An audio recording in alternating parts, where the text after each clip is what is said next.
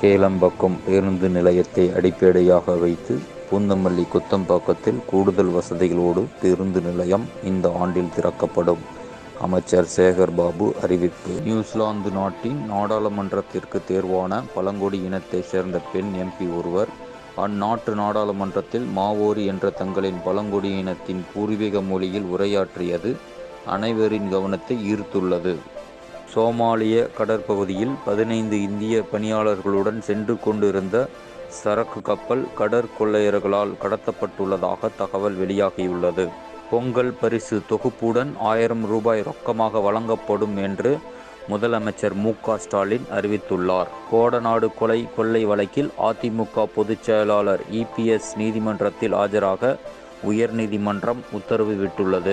திட்டமிட்டபடி வேலை நிறுத்தம் நடைபெறும். வேலை நிறுத்தம் திட்டமிட்டபடி நடைபெறும் என போக்குவரத்து தொழிற்சங்கத்தினர் அறிவிப்பு.